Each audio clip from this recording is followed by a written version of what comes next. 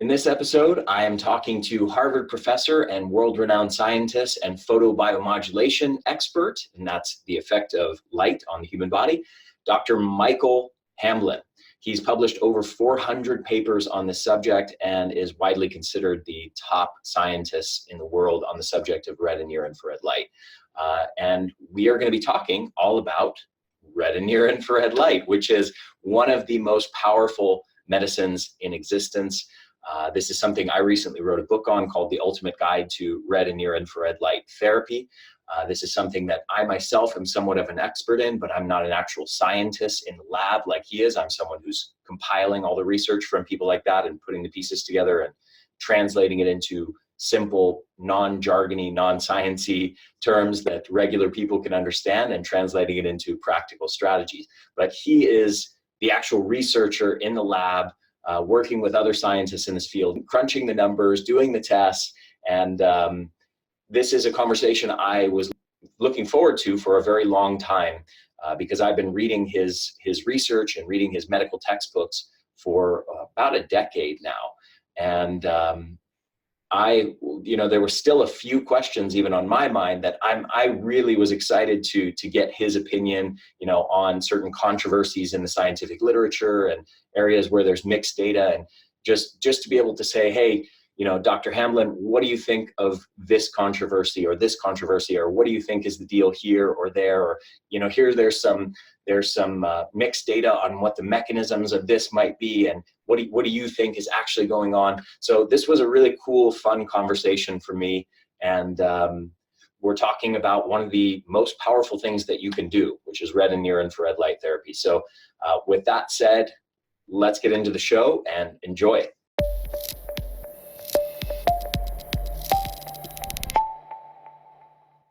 Hi, everyone. Welcome back to the Energy Blueprint podcast. I'm your host, Ari Witten, and today I have with me one of the most respected, if not the most respected, light researchers in the world, Dr. Michael Hamlin.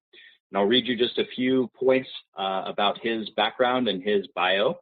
He's an associate professor at Harvard Medical School. He's a member of the affiliated faculty of the Harvard-MIT Division of Health Science and Technology. He was trained as a synthetic organic chemist and received his PhD from Trent University in England. He directs a laboratory of around a dozen postdoctoral fellows, visiting scientists, and graduate students. He's published 284 peer-reviewed articles, over 150 conference proceedings, book chapters, and international abstracts, and holds 8 patents. He's an associate editor for 7 journals, on the editorial board of a further 12 journals, and serves on the NIH, National Institutes of Health study sections. And for the past 10 years, Dr. Hamlin has chaired an annual conference at SPI Photonics West entitled Mechanisms for Low-Level Light Therapy. So with all of that said, very, very impressive list of accomplishments, especially nearly 300 peer-reviewed journal articles and research papers. It is my pleasure and honor to welcome Dr. Michael Hamlin to the show. Thank you so much for joining me. Well, thank you, Ari. I'm not going to be picky, but that was a little bit outdated, that bio. I mean, for instance, I now have 423 peer-reviewed papers, and I'm editor-in-chief and a bunch of other things. But, these outdated bios develop a life of their own on the internet, and nobody continues to update them all the time, but never mind. Yeah, well, thank you for correcting me, and that's quite impressive that the number has increased that dramatically in such a short time. So this is what I want to talk to you about today is red and near-infrared and near-infrared light therapy. This is a subject near and dear to my heart that I've been researching for about 10 years. And not formally researching, but more reading the research from people such as yourself, actual scientists in the field. And I've read 2 of your textbooks, and I've also written a layperson's book on the subject myself. And I just find this topic absolutely fascinating, and you are pretty much the preeminent scientist or one of the top scientists in this field. So it's really a personal honor to have you on the show. I've really admired you from afar for many years now. And, I guess to start off, for people that are totally unfamiliar with this topic, can you explain what red light therapy and near-infrared light therapy actually are?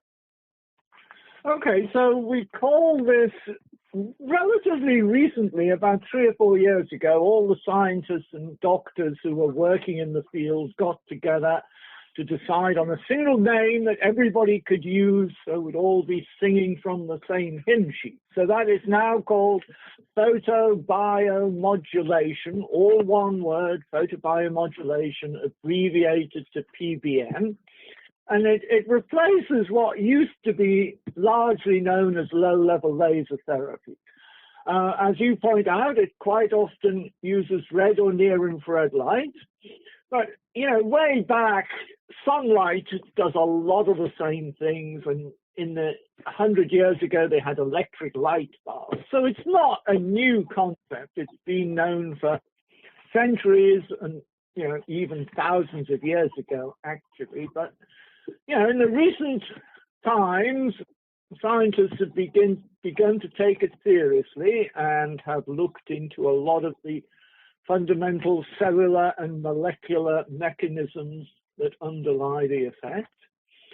And it's rapidly growing, for sure. I have seldom seen any biomedical area that's grown so rapidly as in the last 5 years. And partly this is because LEDs, light-emitting diodes, have become relatively inexpensive and accessible. You can buy LED devices on the internet. And folks are doing just that. They're buying various LED devices and they're using them at home because the FDA laid down that any low-powered LED device did not need FDA approval to be marketed, provided the company is not claiming they can cure a disease with it, right?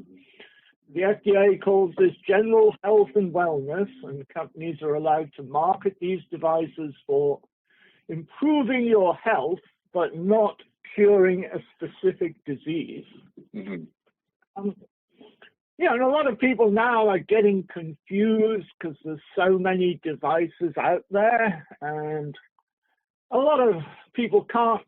The companies don't often give all the parameters, and even if they do, a lot of people don't understand what the parameters mean. They don't know how many milliwatts total, how many milliwatts per square centimeter, how many joules, and how many joules per square centimeter they want.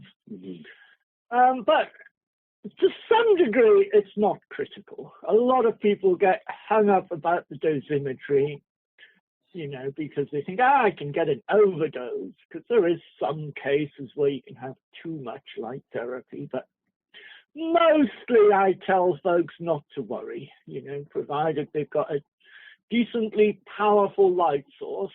And with LEDs, you can have tens of watts of optical power, or even 100 watts of optical power in an LED array is not particularly high these days. Yeah. This is very different from the old days when you would have a 1 or a 200 milliwatt laser, right? Like 1% of the power, or something totally ridiculous. Right. Laser therapists still like to use their lasers. So you still like to point the laser at the part of the body they think needs stimulation by this PBM effect. But I think it's rapidly growing where people are getting relatively large LED arrays they can put on any part of their body. Put it on their head or their legs or their arm or their back or their belly or their face. Pretty much anywhere on your body that you think could do with being stimulated by light. Mm-hmm. You can do it in the comfort of your own home. You can lie in bed and put an LED wherever you want.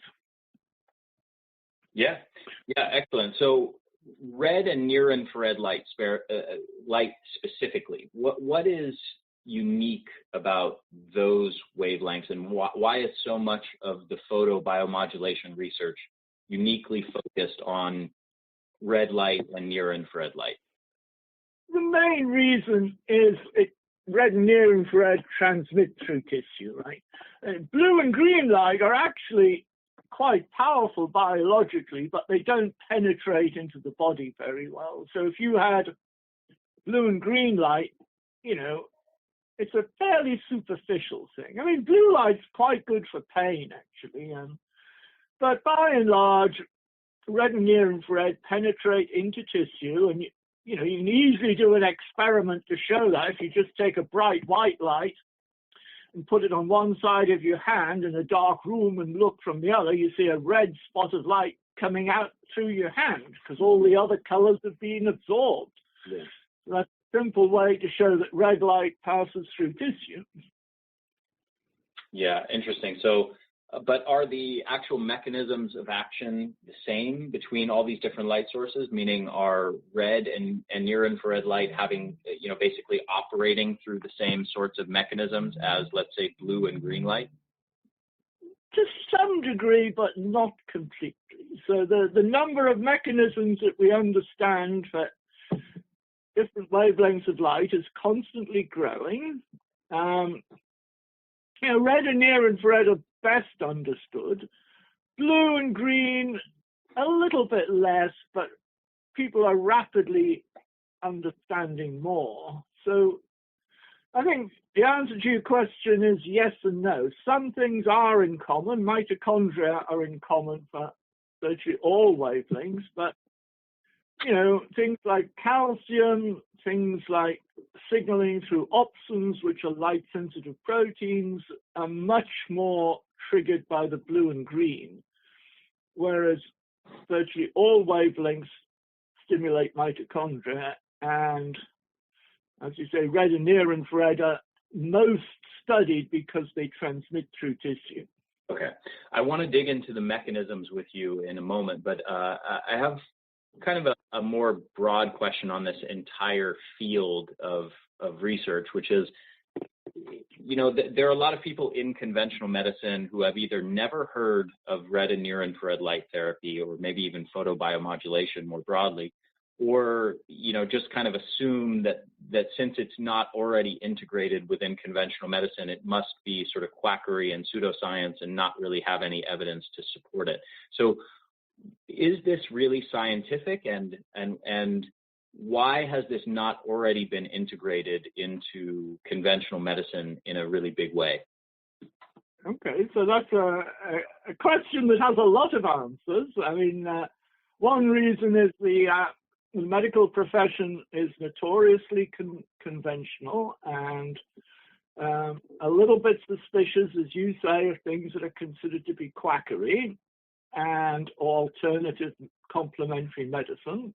And I mean, another thing is that the mainstream medicine is firmly wedded to the whole concept of pharmaceutical therapy. You know, the relationship between doctors and drug companies has never been closer. And the companies that make light therapy devices cannot see an attractive business model. I mean, they're not ever going to be like a prescription where you get a month's supply of pills. Can a doctor prescribe an LED light source, or will he just advise a patient to buy it themselves? I mean, I can definitely see, you know, light sources being in hospitals and clinics because, you know, people are kind of there, and light sources can do a remarkable amount of benefit, you know, especially if you're injured, if you've had surgery. But what is going to convince people in hospitals to get light sources? You know, it's not like they have pharmaceutical marketing people calling on them all the time, pushing the latest drug. But the companies that make light sources don't really have the manpower to have a sales force to go around hospitals and even if they did, it's a single light source, right? You're going to sell a few $100 each. There's not really the marketing impetus that there is from pharmaceutical companies. Yeah, interesting. So what about from the angle of science? Like, what if somebody's assuming that because this is not integrated in conventional medicine, it must only have, 10 or 20 studies that even exist on this topic? It must not have much science to support it. So what is the status of the actual evidence to support the benefits of red and near-infrared light therapy? Well, there's 5,000 peer-reviewed papers, at least 5,000, and they're growing rapidly. So there's probably going to be 1,000 new ones each year, the way things are going. As you pointed out, I personally have edited several major textbooks on this. The amount of hard scientific evidence is exponentially increasing, right? 10 years ago, I agree with you, there weren't that many papers. The quality of the papers was not as good as it should have been.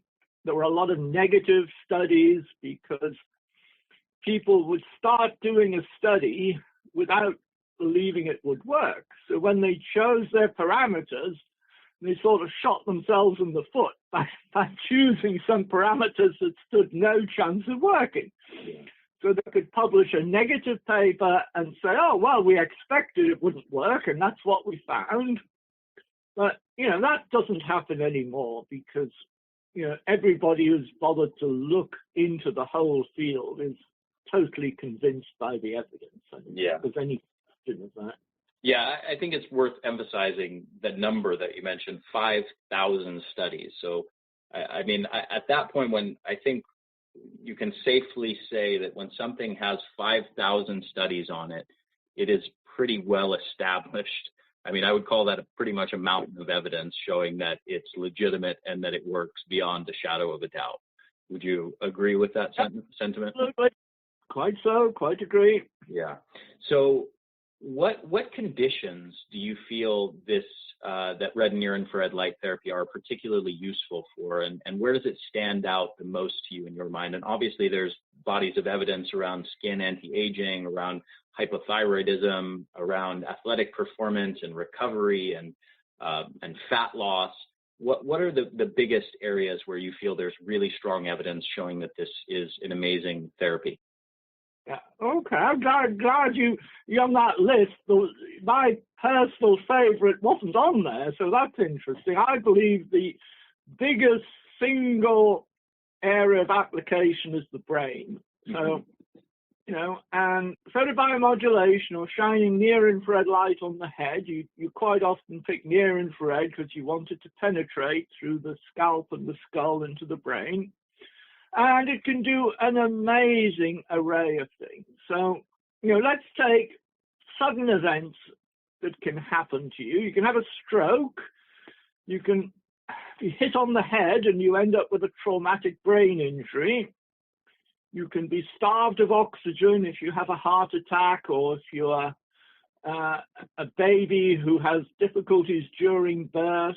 Anytime you're starved of oxygen, you'll end up with brain damage. So all these are like sudden traumatic events, right? Stroke, head injuries, being starved of oxygen. And photobiomodulation, there is good evidence it will benefit the people who unfortunately have been inflicted with these. So we're talking about, increasing cognitive performance, improving memory, improving sleep, improving emotional regulation, and all these things would happen to you when you've had brain damage. Okay, so that's traumatic events. Let's take another large class of brain disorders, which are neurodegenerative diseases. So everybody these days is worried sick about coming down with dementia, and there's going to be an epidemic of Alzheimer's disease and dementia, and the nursing homes are going to be sort of filled up with old folks. There'll be nobody left to look after them, and it's all doom and gloom because every pharmaceutical treatment that's ever been tested for Alzheimer's has failed. However, several trials, I think about 4 or 5 now, of photobiomodulation for dementia and Alzheimer's disease have had remarkable success. On a small scale, these are generally trials of 5, 10 people, that sort of scale, because it's expensive, but their cognitive performance is dramatically improved. And most people say, oh, with Alzheimer's, you're just going to stop the decline.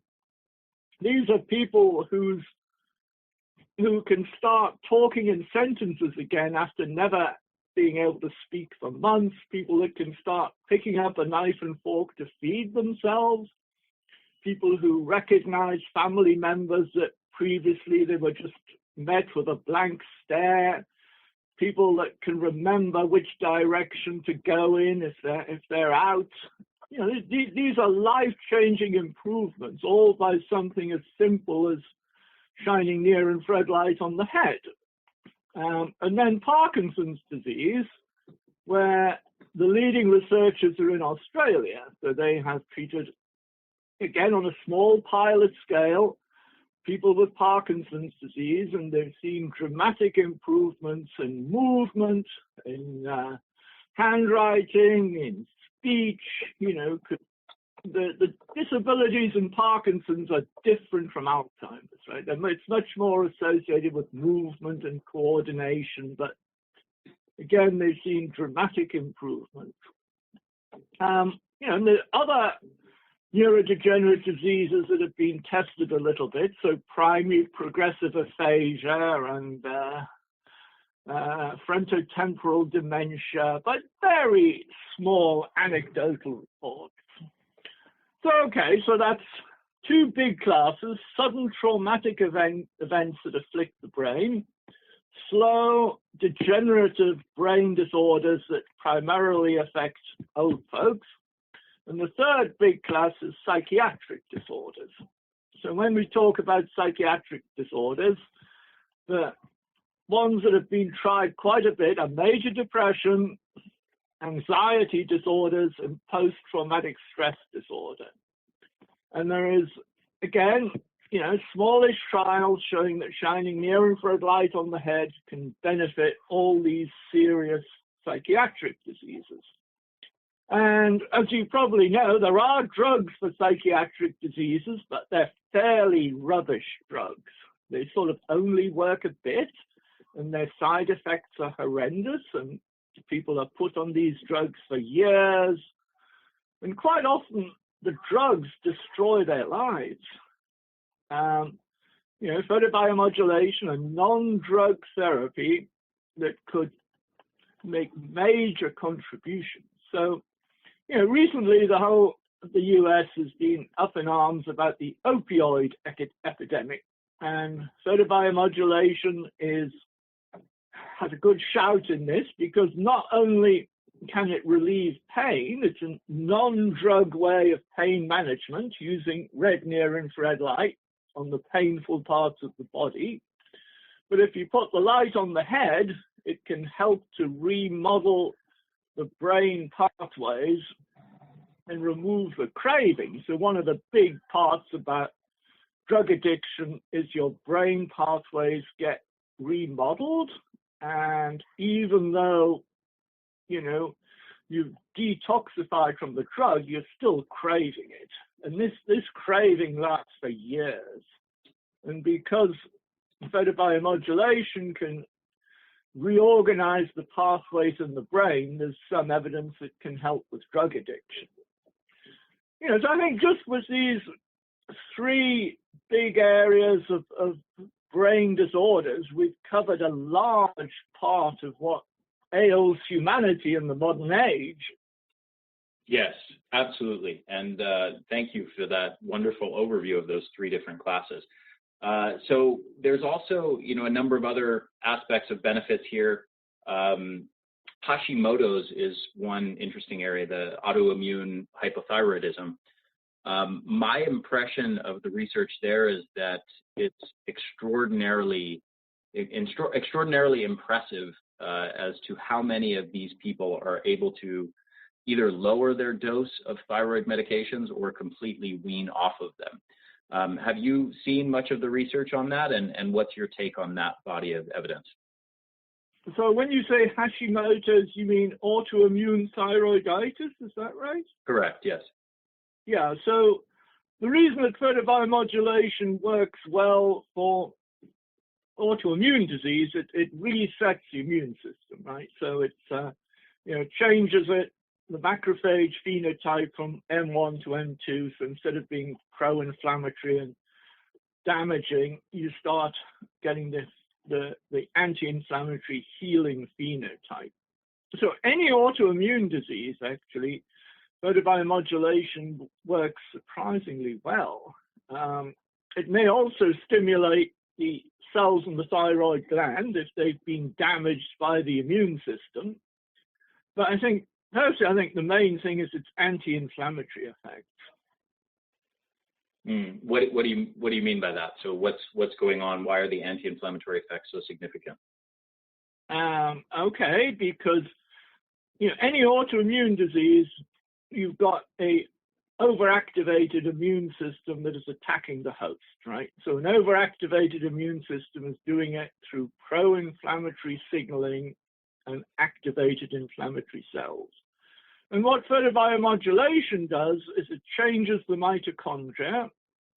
And one of the main hallmarks of M1 macrophages is the mitochondria are doing aerobic glycolysis. So it's like the Warburg effect. They're using glucose to make low amounts of ATP. But when you put light on them, you kickstart oxidative phosphorylation, which makes large amounts of ATP. And you might think that if the immune cells have more ATP, they're more activated. Exactly the opposite is true. If they're doing oxidative phosphorylation, their phenotype is switched to M2, so they're anti-inflammatory. Fascinating. So I know that there's a number of other potential areas we could talk about here, but one area I'd love to get your opinion on is fat loss. And from what I can tell, a lot of the research that's in existence on that subject has used lasers, and a lot of the devices that are patented that are being used in sort of fat loss clinics are laser devices. Are you aware of any research around the use of LEDs for contributing to fat loss? So I guess that's the first part of my question. And then the other part is, the last time that I checked through the literature on this, there's still some kind of debate about the specific mechanisms by which red and near infrared light can actually contribute to fat loss. Is there any more clarity and any more scientific consensus on what those mechanisms actually are? Personally, I believe that it activates hormone-sensitive lipase, which is a cyclic AMP-dependent enzyme, and it's well known that photobiomodulation elevates cyclic AMP. As you say, there was a theory that you created temporary pores in the adipocyte and the triglycerides leaked out, but I think that's been a bit abandoned, that theory. I think we're looking at the well-known effects of photobiomodulation to raise mitochondrial membrane potential, to shift the metabolism towards oxidative phosphorylation, increase ATP, increase cyclic AMP, which activates this hormone-sensitive lipase. Yeah, interesting. And are you aware of any research on LEDs? And do you feel that lasers are necessary for the fat loss effect, or do you think that LEDs are likely to perform just as well? Yeah, I mean, I have to say I've been working in this field long enough to kind of treat lasers and LEDs as the same thing. Every single experiment I've ever done has shown lasers and LEDs were the same, everything. Okay. But, having said that, there are one or two other people that are convinced that lasers are better than LEDs, and, folks like Lars Hode and, some of the guys from the old school. But, I have to say there is no really good evidence that lasers are better than LEDs. Mm-hmm. Not really. since LEDs, you can get them a lot more powerful for a lot less money, what is known that you need enough energy. I mean, you're not going to get fat loss without putting a decent amount of energy into the fat. Okay. So trying to do fat loss with a focused laser beam, in my opinion, is, it's a bit like building a sandcastle with a teaspoon. I mean, you can do it, but it's going to take you a long time and it's going to be tedious. Yeah, absolutely. I want to dig into more of the lasers versus LED stuff that you're kind of getting at there. But I want to get into some of these other conditions as well. One more point on fat loss. If it's activating hormone-sensitive lipase and it's sort of freeing lipids from fat cells, from adipocytes. Right, so it hydrolyzes the triglyceride into glycerol and free fatty acids. Right. So, and those free fatty acids and triglycerides are then entering the bloodstream where they can potentially be burned off. And does it make sense to you to time the red light therapy or near infrared light therapy before doing a bout of exercise, and maybe even in a fasted state, so that you really can kind of facilitate that fat to be burned off? I believe so. Certainly it's well known that exercise and photobiomodulation combine very well together. And, it's also known if you do the exercise after the photobiomodulation, it'll work better. So that's what I would do. I would put the light on the fat and, fairly soon afterwards, 5 minutes afterwards, I would do a bout of exercise. Okay. Gotcha.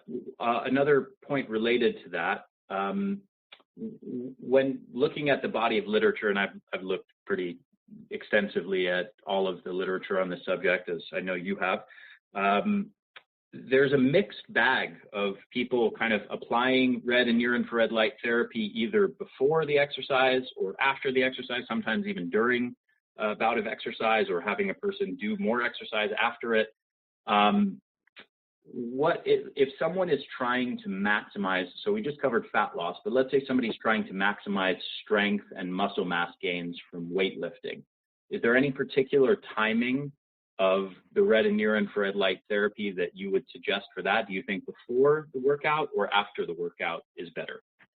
That's a good question. And, the folks that are working in this field are undecided. I think I've seen that, if you really want to get the best outcome, you do it before and after, with a shorter time perhaps. So if you were going to do a 15-minute exposure to light, you could maybe do 10 minutes before and 5 minutes after. Because, if you put the light on after the exercise, it certainly helps with better muscle recovery and less soreness and all this. But so it does if you do it before.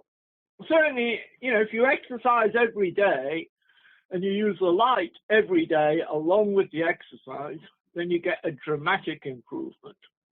So like,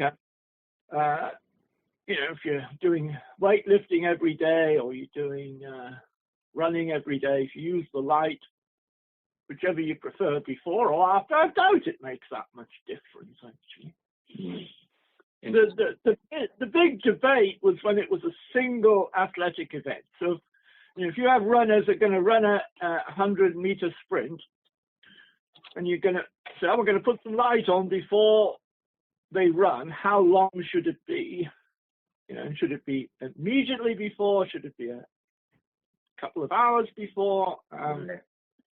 And with small mice and rats, it's quite clear that 3 hours before is the best. But apparently humans are not mice, as people keep saying. Men and mice are different. And with humans, you can get a good result if you put the light directly before the exercise. Interesting. What about for skin anti-aging? I know you've done a review of the evidence on that. So what kinds of things is red and near infrared light therapy actually doing to have an anti-aging effect in our skin? And stimulating collagen synthesis, I think, is the main thing. So that, these fine lines and wrinkles will look smoother if you can stimulate some collagen synthesis in the skin, in the derm. It also helps with sort of pigmented spots and inflammatory spots, anti-inflammatory. And some people say that it just increases the sheen on the skin, and I don't know what the scientific measurement of sheen on the skin is, but I've heard people say that. Interesting. I can't say I've heard that one before. I know that there's a number of other particular things we could talk about, dental health, oral health. There's a number of studies related to that. I know that you've done a review of the evidence on treating osteoarthritis, for example.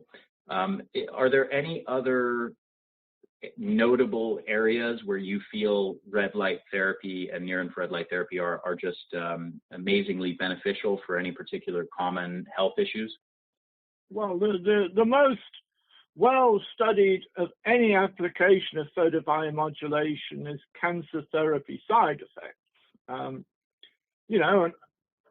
maybe a lot of people don't want to think about that because they're hoping they're never going to get cancer, so they don't worry too much about the side effects they would get if they had cancer treatment. But for the unfortunate people that do have cancer, this is a huge, big deal. So oral mucositis, radiation dermatitis, peripheral neuropathy, chemotherapy-induced hair loss, even cognitive dysfunction. These are all really troubling side effects of cancer therapy, and photobiomodulation can help with all of them. Yeah, gotcha. I actually want to talk to you a bit about cancer, but so just to recap, I would sort of conceptualize the list of major health issues or major benefits of red and near-infrared light therapy as skin anti-aging, fat loss, muscle recovery, enhancing strength and muscle size gains, improving athletic performance, decreasing inflammation, and improving immune function and combating autoimmune disease, improving brain health in a number of different facets of that, as you mentioned. Cancer side effects, hair loss is another one that we haven't gone over. I know there's quite a bit of research on that, and there's a lot of different devices for combating hair loss. Osteoarthritis, oral health. Are there any other things that you think would be important to add to that list?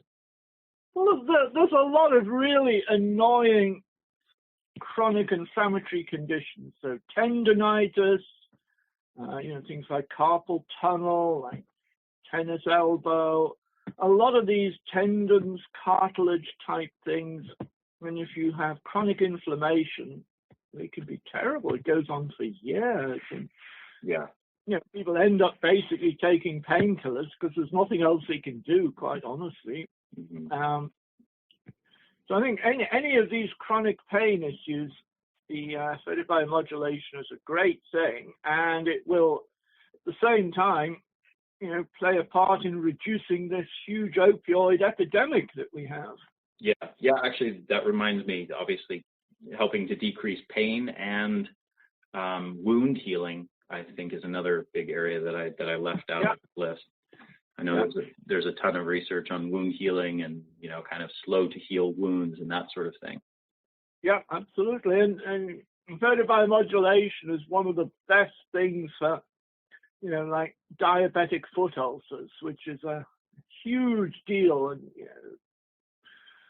thousands of people have amputations and things because of diabetic foot ulcers. Yeah.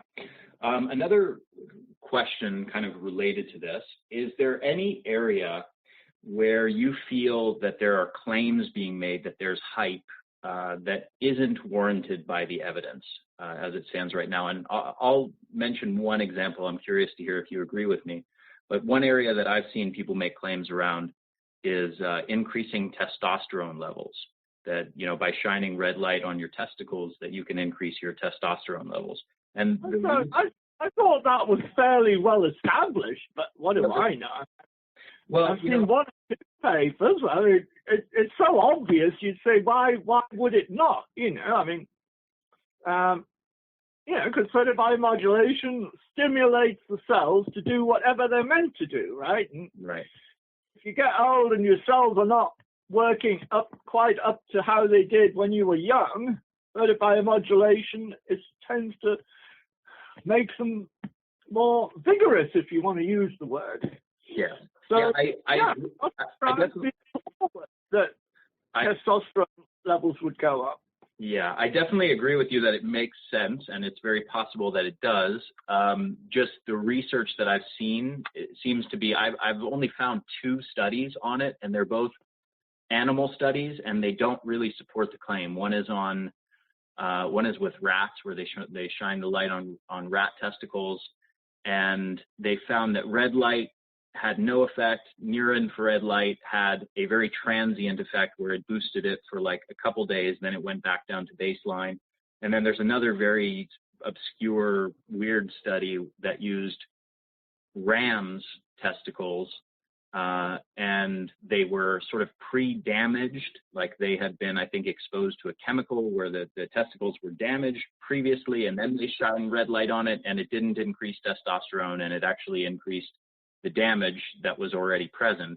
And so those are literally the only 2 that studies that I could even find on that topic. But that's interesting. I mean, it's an opportunity for somebody to do a trial, with volunteers, and I would use near-infrared LEDs,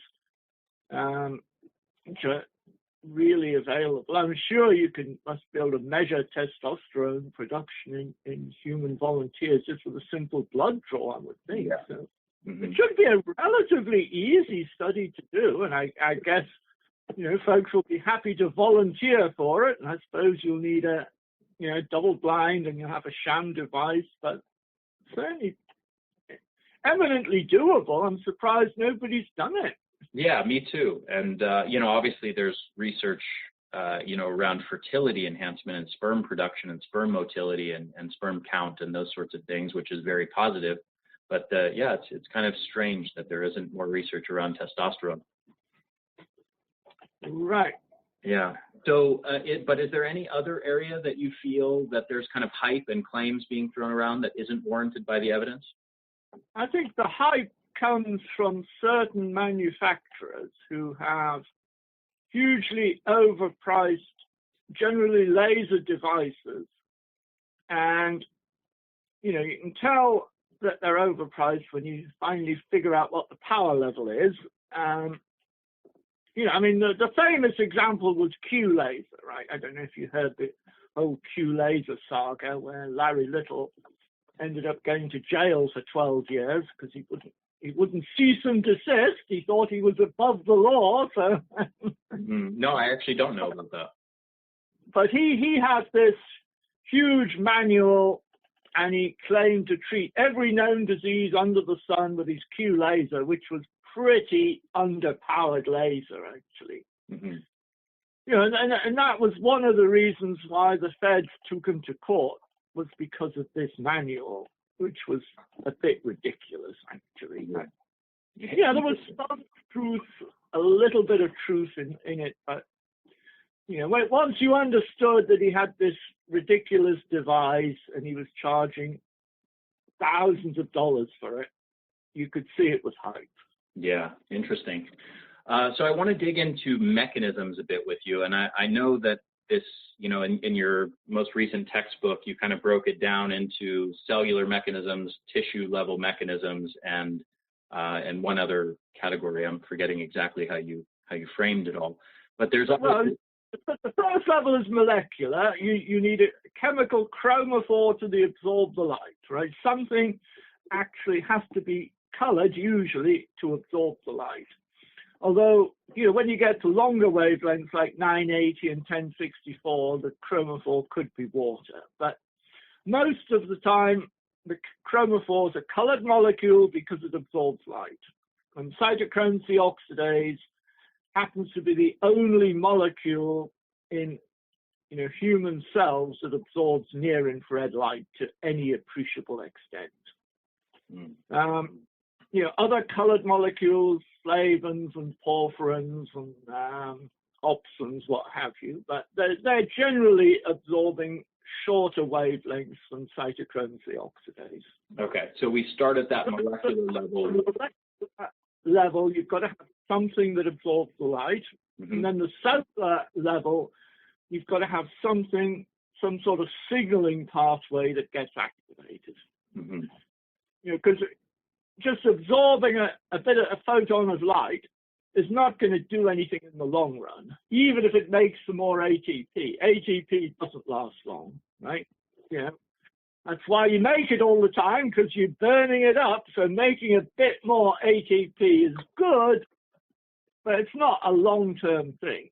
The long-term things are signaling pathways that get activated, which trigger transcription factors, which alter gene transcription, usually get more, but sometimes you get less transcription of some genes and more transcription of other genes. So once you've got changes in gene transcription, you've got potentially long-lasting changes, especially when cells move around or divide, new proteins are made. These are going to last for some time. Yeah. We have to come up with a theory to explain why a single exposure of light in an animal model can have effects on the mice and rats that last weeks and months. Single exposure to light. Yeah, fascinating. So one of the other layers of mechanisms among, potentially dozens of different compounds and signaling pathways that I know are kind of, have been discussed a bit in the scientific literature, but one of the main ones is focus on nitric oxide. Can you talk a bit about the latest understanding of the role of how nitric oxide is interacting with our mitochondria and how red and near-infrared light are affecting that? Okay, so I think nitric oxide is involved in quite a few photobiomodulation pathways. I mean, there was a theory that nitric oxide bound to cytochrome C oxidase and inhibited it. And the light photo-dissociated the nitric oxide from cytochrome C oxidase. Now, there's no hard evidence for that, so it's still a theory, and in my opinion, may not be as convincing as it seemed a few years ago. But nitric oxide is clearly involved. You get vasodilation, you get increased blood flow, which are relatively rapid effects, right, within seconds to minutes. Nitric oxide is involved in inflammation. So, the three different kinds of nitric oxide synthase. There's the endothelial, which is blood flow, vasodilation. There is the neuronal, which is interesting. And there's also inducible, which is, dramatically higher when you've got inflammation than the other kind. So when you've got acute inflammation, you get huge bursts of nitric oxide, which you want to reduce, quite frankly, because photobiomodulation is anti-inflammatory. And because, as I mentioned a while ago, it switches the macrophage phenotype from M1 to M2, M1 macrophages have all the iNOS, and M2 have low levels of iNOS. So by switching the macrophage phenotype, you can dramatically reduce high amounts of nitric oxide, which causes what they call nitrosative stress. So, the nitric oxide is one of these Janus molecules. A little bit does you good, but an awful lot of it can be harmful and damaging.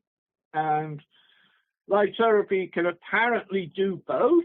So, it can increase nitric oxide in the blood vessels, increase blood flow, and especially in the lymphatics. So the lymphatics are very responsive to nitric oxide. And, photobiomodulation increases lymphatic drainage, reduces swelling and all this. But in acute inflammation, where you've got high amounts of nitric oxide, the photobiomodulation can reduce it by switching the macrophage phenotype. Fascinating.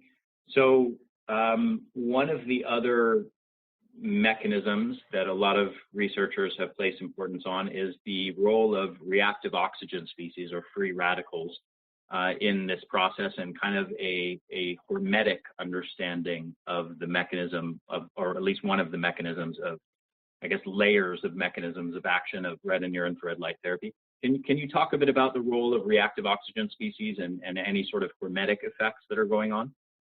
But yeah, so one confusing thing about reactive oxygen species is it's quite clear when you've got normal cells in culture and you shine red near-infrared light on them, you get a brief burst of reactive oxygen species generated in the mitochondria because the mitochondrial membrane potential has gone above normal, right?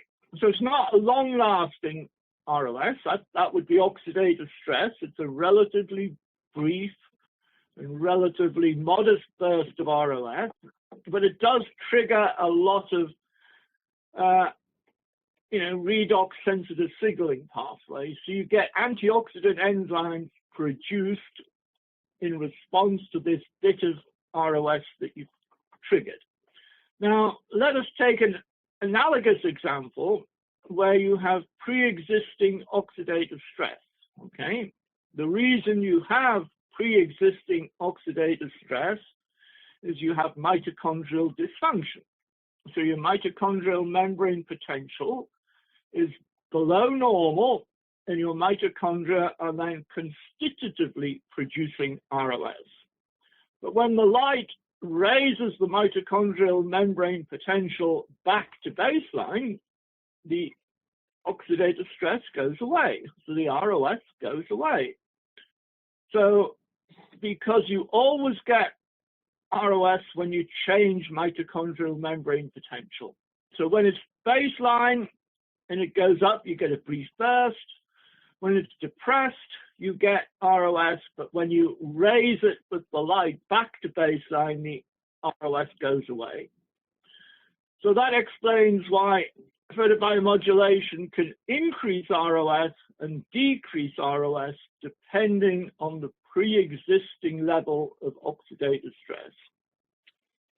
Fascinating stuff. So another couple sort of more potential speculative mechanisms are the effect of red and near-infrared light on water viscosity inside of the cell, and this relates to Gerald Pollack's work in the fourth phase of water, and kind of and there's a number of related studies to this idea that it's affecting the viscosity or the structure of the water in the cell, and that's influencing either signaling pathways or just energy generation by the mitochondria in the cell.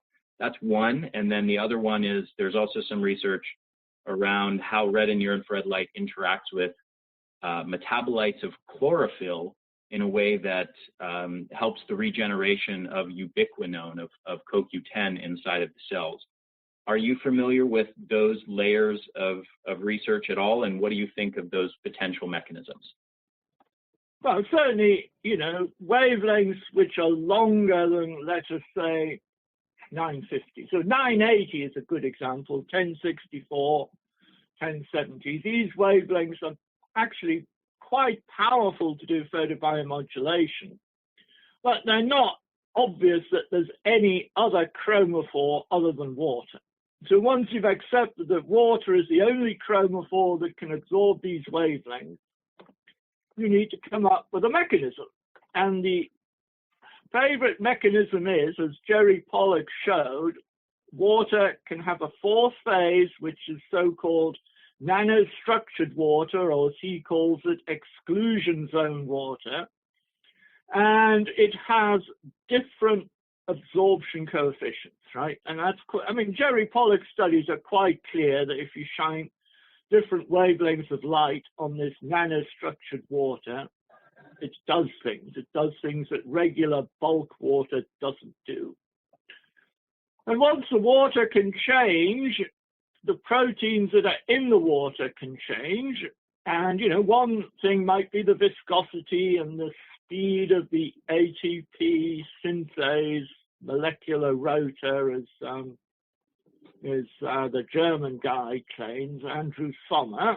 Our theory is that it changes the tertiary structure of ion channels because, whenever you've got a localized alteration in the water, it's quite reasonable to expect tertiary protein structure to change. So I think this is one reason that these near-infrared wavelengths can trigger ion channels.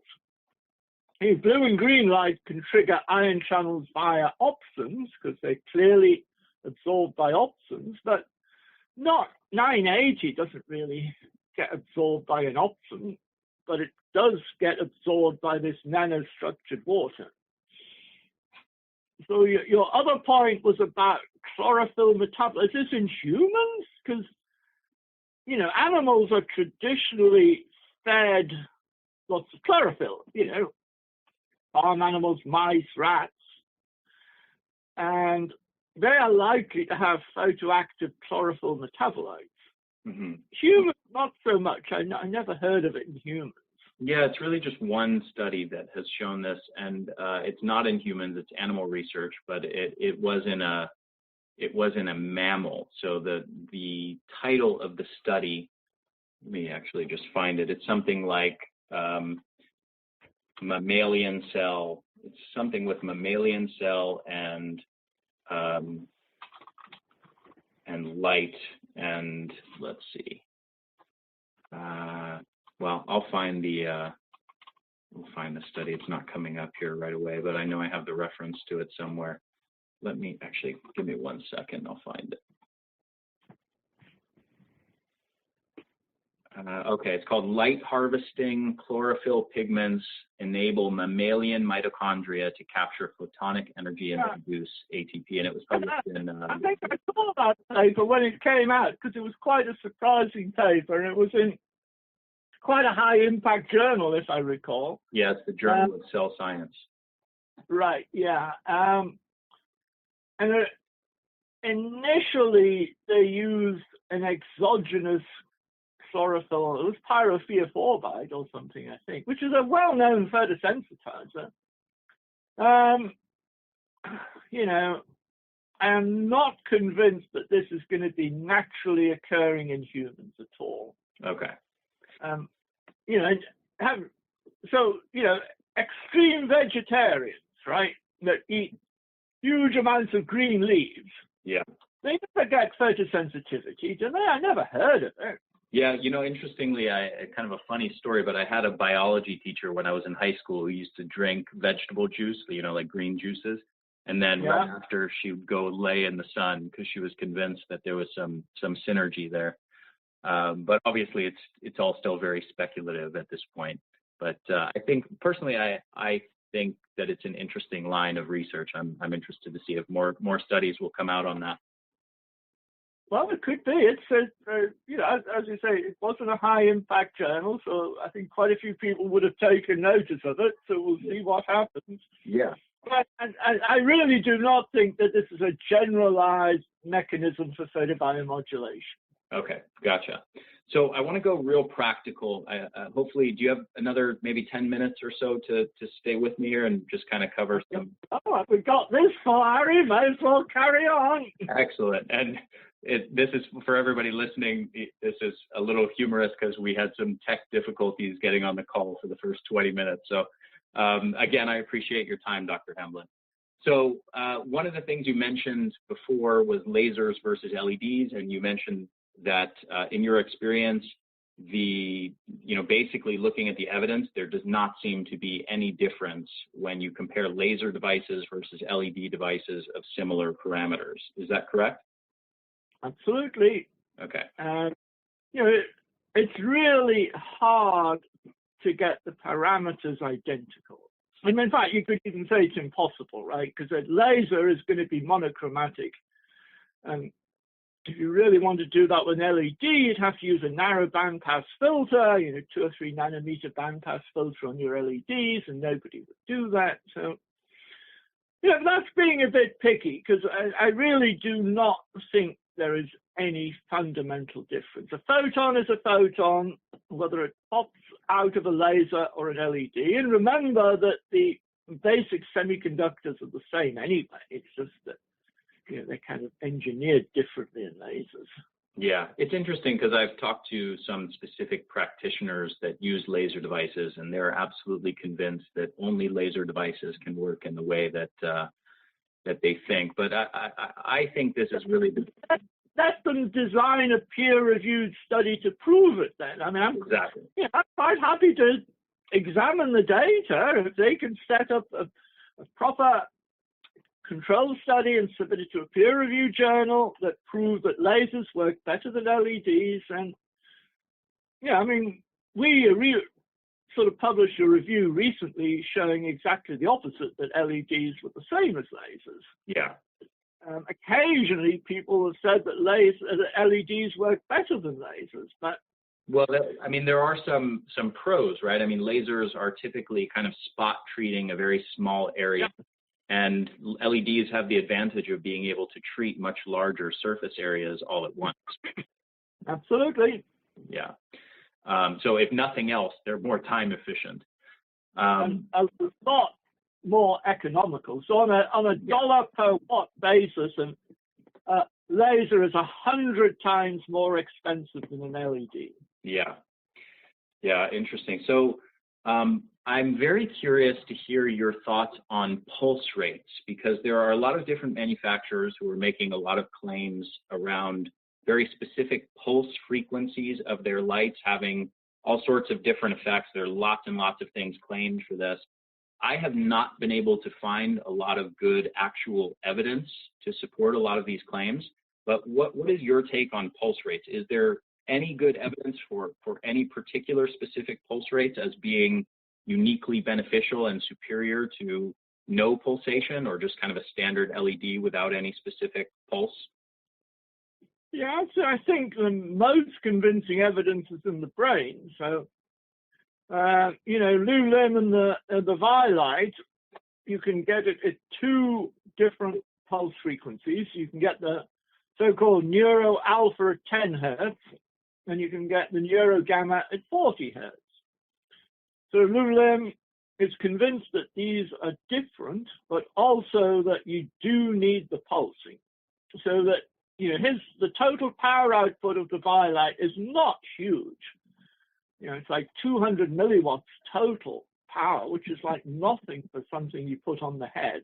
Mm-hmm. But the device has amazing effects, and the obvious reason is the pulse rate, and the fact that, you use the 10 hertz for one set of complaints, the 40 hertz for another.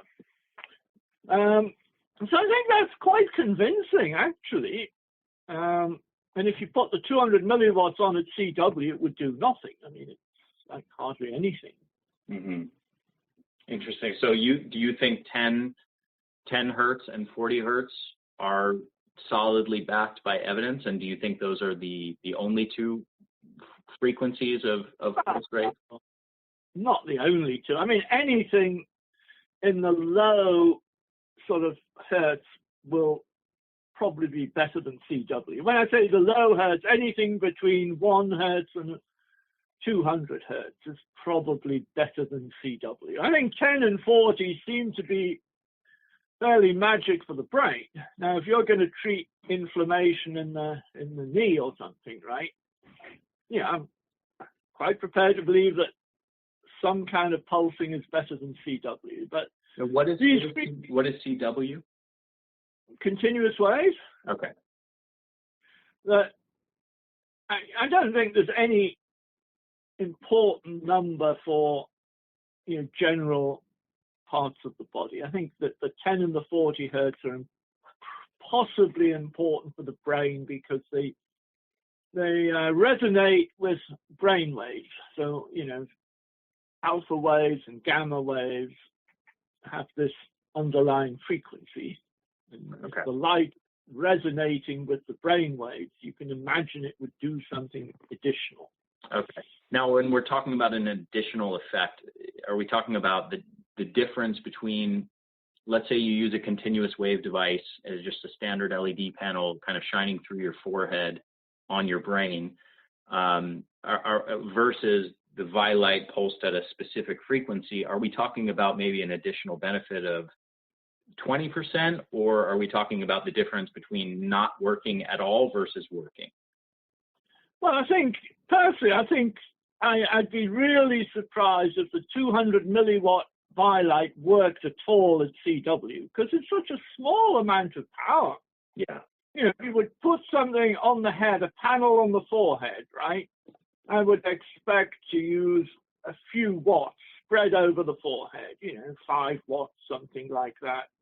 So the power density would be in the, 10 to 20 milliwatts per square centimeter. But so the other thing about the Vilight is it targets specific areas of the brain by specific parts of the head. Okay. Now, whether this is real and, because the power is so low, it's difficult to see it really penetrating the scalp and the skull and getting into the area of the brain. But Marnie Naser does have good evidence that the area of the head that you put the light is important. Yeah.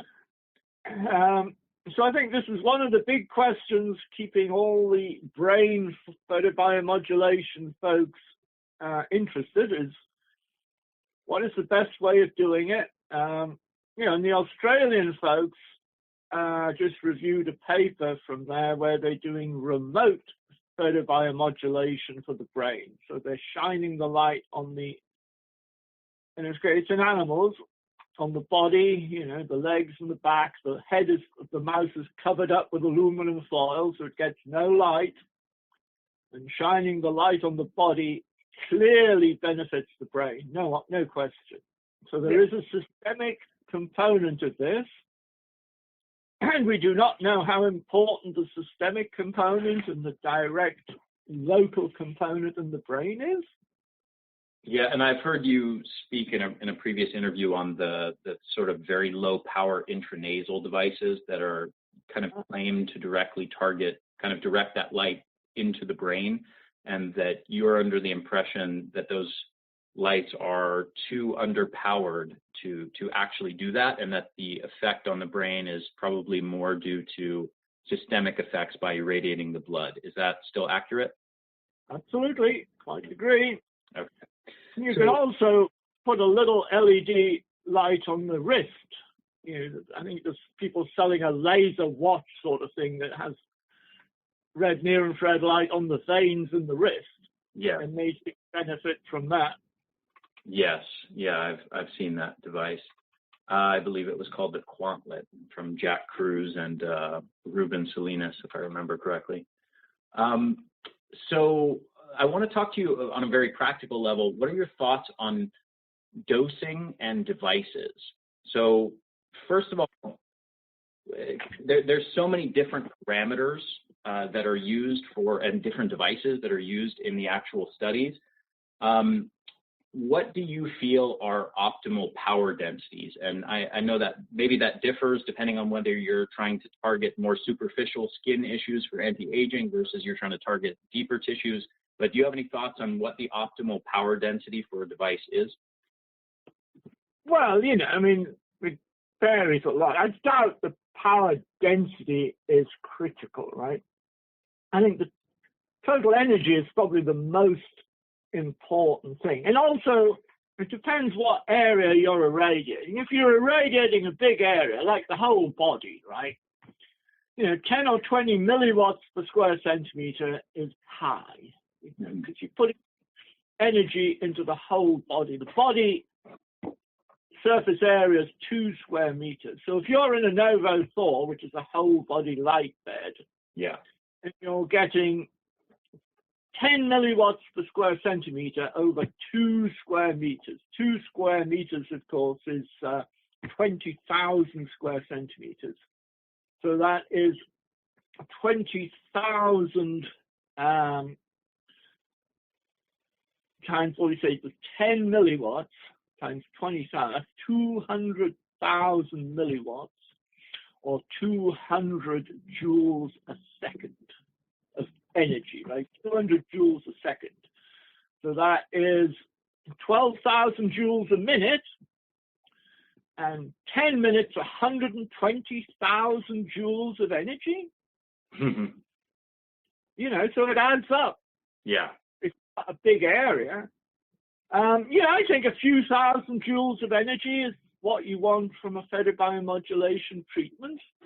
You know, if it's only a few hundred joules, it's probably not enough to do anything, unless it's very carefully targeted to specific areas of the body. You know, but you know, for a typical photobiomodulation session on the brain, 3,000 joules is about right. Okay. You know, so how does this relate to like joules per square centimeter? well, the typical joules per square centimeter is 2030, 10, 20, 30, something. I think the total number of joules of energy is what you should be worried about. Okay. You know, because if you have a tiny focused laser beam, and I've seen people claim this, they say, oh, I've got 100 joules per square centimeter because you've got a tiny little beam on a 1 square millimeter or something. You know, that's just ridiculous. Uh-huh. I gotcha. So when we're looking at specific areas, we're searching, like, let's say somebody's trying to do skin anti-aging on their face. How many joules would they want to deliver to that region of their body in a given treatment? Okay, well, let's say they've got, it depends how big their device is. Let's say they've got a face mask, right? A face mask must be several hundred square centimeters. Mm-hmm. Say 500, I'm just guessing. So if they had 10 joules per square centimeter over 500 square centimeters, then that would be 5,000 joules. So, you know, usually in a few thousand, usually. Okay. What's the range of like low and high in terms of joules to have a specific effect? Over a good area. Yes. I mean, you know, you can obviously overdose on light. So it's not common in humans, I have to say. You know, most of the studies showing a convincing biphasic dose response have been done in cells or animals. But, you know, we do assume that you can overdose in light in humans. So, you know, as I say, 10 minutes in the Novo Thor will get you 120,000 joules of energy. An hour's sunbathing, let's say you put your sunscreen on so you're not getting any UV, and you put your shorts on, you go and lie in the sun in the middle of the day in a, you know, moderate latitude. You, in 1 hour sunbathing, you'll get 1 million joules of optical energy because the area is in the hundreds of square centimeters. With a focused laser beam, you're lucky to have 1 square centimeter. Right. So, you know, if you've got a focused laser beam, 10 joules per square centimeter is probably fine. You know, you've got to pick something, and that seems to be what people sort of like. Mm-hmm. But if you've got LEDs, you have the same dose. We're not saying it's totally different. Right. Because the area is a huge amount bigger, the total number of joules is 100 times bigger or 1,000 times bigger. I got you. So you're speaking in total irradiance across the entire surface area rather than joules per square centimeters. I understand. Right. Okay. So in terms of devices, is a larger device, like let's say something like a Novo Thor or just a very, very large head to toe LED panel, always superior to a smaller device? And is there a place for maybe higher power densities for doing more targeted treatments of specific areas and reaching deeper tissues where that's actually superior to doing some of the low power density stuff that are, you know, full body sort of light panels? Probably. The answer is probably correct. So if you're treating, you know, orthopedic conditions, arthritis, especially in the hip or the shoulder, which apparently are fairly deep joints, then you might want a fairly high-powered laser beam to get down there. And then there's a whole other discussion of whether if it's a super pulse laser, does it really penetrate deeper, which is still a little bit of an open question, actually. Yeah. But yeah, I'm prepared to agree that for some deep tissue conditions, a focused laser beam may be more effective than a large LED array. What about an LED panel that just is higher power density, where you have a fairly high wattage LED device that you're using from a closer distance? Would that be more? That should be fine. Yeah. Okay. I mean, if I take a flashlight and shine it through my hand, like the example that you gave earlier, if I put that flashlight, if I press it into the palm of my hand, I'm going to see a lot more light come out the other side, as opposed to if I just move that flashlight a few inches away. So absolutely. Okay. Do you have any thoughts on treatment frequency? And this is another area where the research is kind of a mixed bag of everything from, once every few weeks to twice a day. So do you have any thoughts on what optimal treatment frequency might look like? I think it depends on the severity of the problem. Like, if somebody has like a brain problem, Alzheimer's disease, let us say, I think initially you want to treat at least every day. And I wouldn't argue against twice a day, but for brain things, you quite often treat before bedtime because it sends you right off to sleep. So maybe you don't want to do it in the morning as well. Mm-hmm. I think daily before bedtime for anything to do with the brain is good. And if you have an injury, right, you sprain your ankle or you have some kind of injury, and if you have a LED device at home, I would use it at least every day, certainly to start with. I mean, the reason that people are treating twice a week or 3 times a week is that folks have to travel to some doctor's office or clinic to have light shone on them, right? Because they're in a trial, or they have a therapist who is treating them. And when you think of it, do you really want to get in your car and drive somewhere to have light shone on you? I mean, people say I can shine light on myself if I have the right kind of light source. So I think as home use devices proliferate, I think people will treat themselves when they need to, possibly every day, maybe even twice a day. Most people can figure out for themselves what works. And I've even heard of a few people who reduced the frequency or the total dose or something because they thought that less is more. And this is the key thing in the biphasic dose response, is to realize when less is more. Yeah, and I wanted to ask you about the biphasic dose response, and basically for listeners, this is just the idea that a much larger dose, a higher dose, can actually provide less of an effect than the right dose at a smaller dose.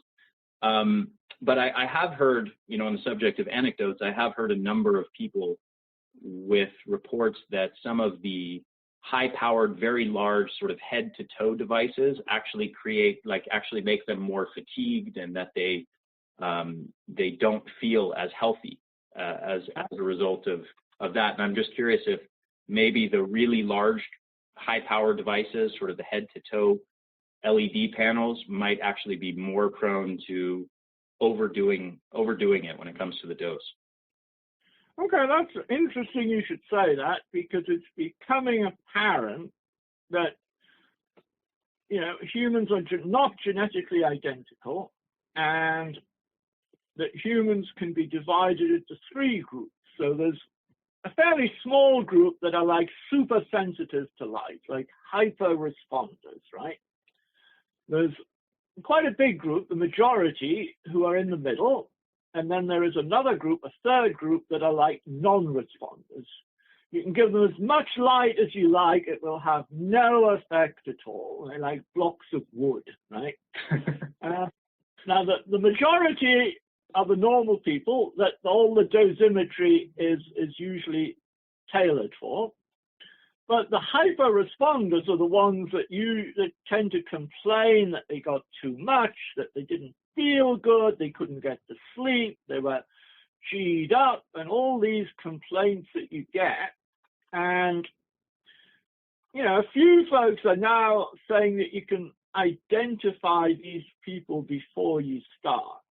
Now, we're even talking to the Australian folks about coming up with some questionnaire that you could give these folks to try and identify the hyper responders. Because for sure, you should give them a lot less light. And because these are the ones that are going to complain that they got too much. Gotcha. But otherwise, in general, you know, earlier in this interview, you made it really sound like there's not a huge concern around overdoing it. The research indicates that it's pretty darn safe, and that the dosing parameters are pretty large, such that it's not that easy to overdo it and get negative effects. Would you say that's accurate? I think that's absolutely accurate. And even if you do get a negative effect, it's really unlikely to last, do anything other than transient, you know. Okay. The next day, I think whatever it is they're complaining of will have worn off. Okay. So my final question for you, and I really appreciate the time that you've put into this. It means a lot to me. But my final question to you is about sunlight. And this is something you mentioned in passing a couple times earlier. Sunlight has some of the same benefits as you might get from a near-infrared light or red infrared light, LED panel, or laser device. Is it possible to get all of the benefits of red and near-infrared light therapy from sunlight exposure? And what do you think are some of the kind of pros and cons of sunlight versus a red or near-infrared light LED panel? Well, you know what the Oscar Bernhardt said in the 1930s? He said, if you go and lie on the sun on the beach, all you get is a sun bath. But if you go and lie in the sun up in the mountains, which he had a clinic in the Alps, you get a medical treatment. And it does appear that the altitude has a major effect on the effects of the sun, as they call it, heliotherapy. You know, which is why all these clinics for heliotherapy were built in the mountains. I mean, you know, I have a personal theory that the reason to explain that is the oxygen tension. So because the PO2 is less up in the mountains, your mitochondrial metabolism is different. So the effect of the light has a different effect. Now that would obviously be testable, because you could use near-infrared light up in the mountains and see if it behaves the same as it does at sea level, but I don't think anybody's done that experiment.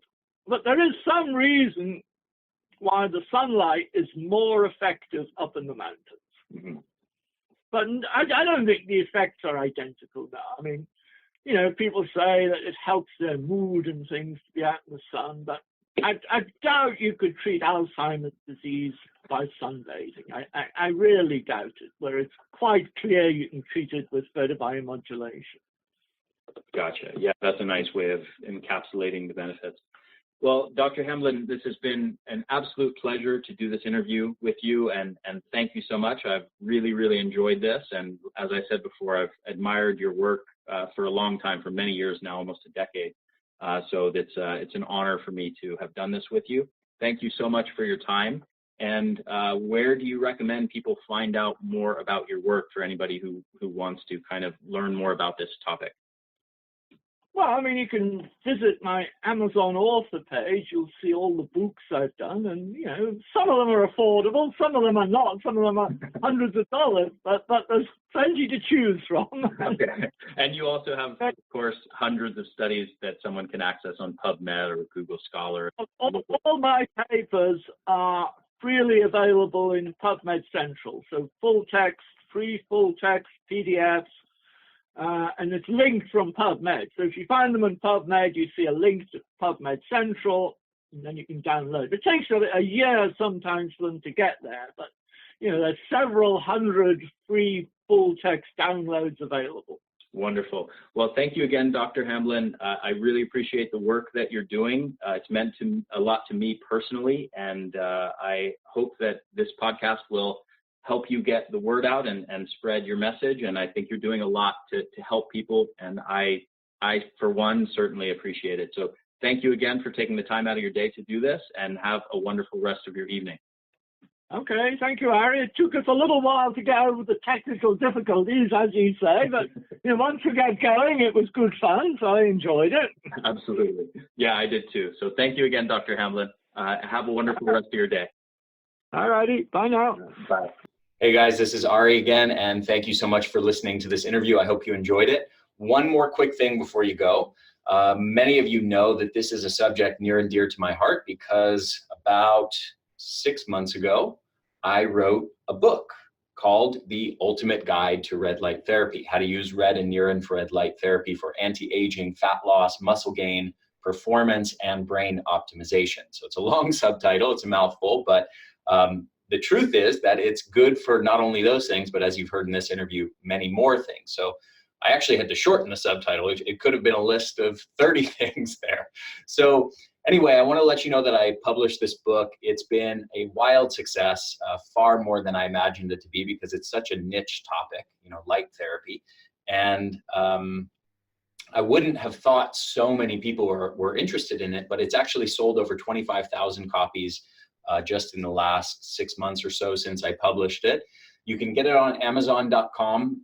We also have a link to that on the page. So on the podcast page, we have a link to it for this episode. So if you just go to theenergyblueprint.com/blog or Red Light Therapy and find this interview with Dr. Michael Hamlin, there's a link there. Or you can just go to Amazon.com, look up my name, Ari Whitten, or look up The Ultimate Guide to Red Light Therapy. And it is pretty much the book on this topic. There's a couple other books that have been published. I will say, obviously I'm biased. However, I will say very definitively, as verified by many, many other people, that my book is by far the best on this subject. Other than, of course, I'm speaking about books for regular people. There's also medical textbooks, for example, written by Dr. Michael Hamlin, that are excellent, but not really very accessible for the average person. So as far as books meant for people like the majority of people of listening to this podcast, the majority of you, this is pretty much the book to get on it. You can get it on Amazon.com, and basically it'll take you through everything you need to know on a practical level, which devices to get, which are the best devices on the market, how to use them for different purposes.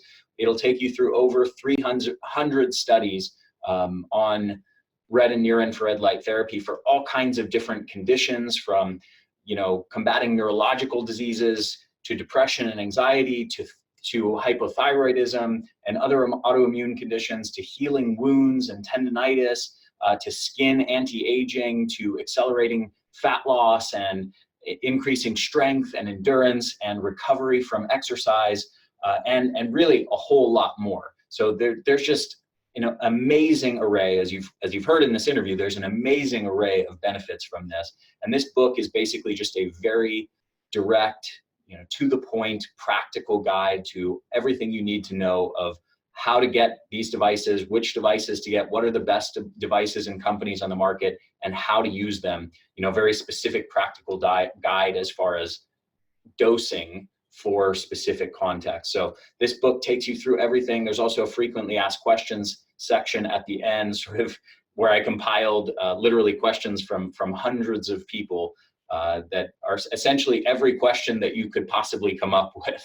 Every question that I literally could come up with or asked people to come up with is answered in this book. So get it from Amazon.com.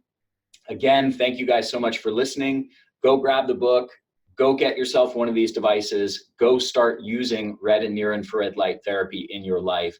It's really one of the few big breakthroughs in modern natural health, and it's just an essential tool in your toolkit if you are a health conscious person and you care about things like enhancing your energy and your brain health, and you want to look and feel younger. So Thank you again, and I hope you will go grab the book from Amazon, and I'll talk to you again in next week's podcast. And one more quick thing before you go, just make sure to subscribe to our YouTube channel, The Energy Blueprint, and also make sure to subscribe to this podcast on your favorite podcast platform, whether that's iTunes or Stitcher or anything else. I hope you guys enjoyed this interview, and I will see you again next week.